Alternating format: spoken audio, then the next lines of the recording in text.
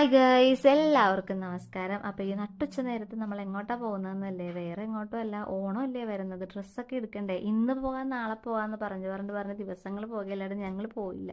അപ്പോൾ ശ്രീജ പറഞ്ഞു ഇന്ന് എന്തായാലും പോയി നോക്കാം. അങ്ങനെ നമ്മൾ പോയത് എംജി റോഡ് പത്മയിലുള്ള ഒരു ഷോപ്പിലാണ്. പുതിയ ഷോപ്പായിരുന്നു.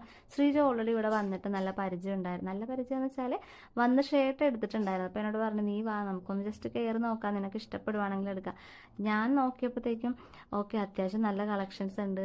നല്ല ട്രഡീഷണൽ, ഇപ്പോൾ ഓണമല്ലേ, എല്ലാവർക്കും ട്രഡീഷണൽ ആയിട്ടുള്ള സാധനങ്ങളല്ലേ വേണ്ടതെന്ന് ഓർത്ത് ഓക്കെ ഇത് തന്നെ മതി, വേറൊരു കടയിലത്തേക്ക് ഞാൻ മാറ്റി വെച്ചില്ല. നമുക്ക് കുറച്ച് സാധനങ്ങൾ, കുറച്ച് ഡ്രസ്സ് എടുത്താൽ മതി, ഓവറായിട്ടൊന്നും എടുക്കണ്ടായിരുന്നു.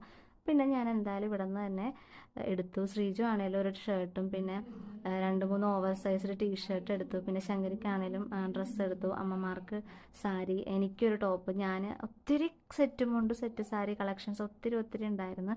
കണ്ടിട്ട് കണ്ണ് കളറായിപ്പോയി. നല്ല അടിപൊളി കളേഴ്സ്. പക്ഷെ ഞാൻ എടുത്തില്ല, കാരണം വെച്ചാൽ എനിക്ക് ഉണ്ട്, പിന്നെ ഞാൻ വേറെ എടുക്കാൻ നിന്നില്ല. പിന്നെ ഞങ്ങൾക്ക് വീട്ടിൽ വരണമായിരുന്നു, കാരണം ശങ്കരി ഓൾറെഡി ക്ലാസ്സിൽ നിന്ന് വന്നിട്ടുണ്ടായിരുന്നു, വിളിച്ചുകൊണ്ടിരിക്കുമായിരുന്നു. അപ്പോൾ ശങ്കരി എൻ്റെ അടുത്തോട്ട് എനിക്ക് എത്തണം. ശ്രീജുനാണെങ്കിൽ ഓഫീസിലോട്ട് പോകണമായിരുന്നു.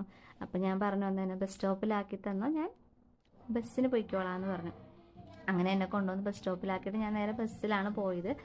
പിന്നെ ആണെങ്കിലും വീട്ടിലോട്ട് വെറുതെ കയറി ചെല്ലാൻ പറ്റൂല, കാരണം ശങ്കരി അവിടെ ഉണ്ടല്ലോ. ശങ്കരിയാണെങ്കിൽ വിളിച്ചുകൊണ്ടിരിക്കുമായിരുന്നു. അപ്പം ഞാൻ ബേക്കറി കയറി കുറച്ച് സാധനങ്ങൾ, അവൾക്ക് കഴിക്കാനുള്ള സാധനങ്ങൾ വാങ്ങിച്ചുകൊണ്ട് വെളിയിലൂടെ നടന്നു പോയത്. അപ്പോഴാണ് സൗമ്യയുടെ കാര്യം ഓർത്തത്. സൗമ്യനെ വിളിക്കാം. അങ്ങനെ സൗമ്യയുടെ വീട് നമ്മൾ വീട്ടിലോട്ട് പോകുന്ന വഴിയിൽ തന്നെയാണ്. പിന്നെ അവളെ വിളിച്ച് കത്തിയും വെച്ചിട്ട് അവളോട് 2-3 സംസാരമൊക്കെ പറഞ്ഞ് നേരെ ഞാൻ വീട്ടിലോട്ടാണ് പോയത്. അപ്പോൾ ഇത്രയുള്ള ഗൈസ്, നിങ്ങളുടെ ഓണം ഇവിടം വരെ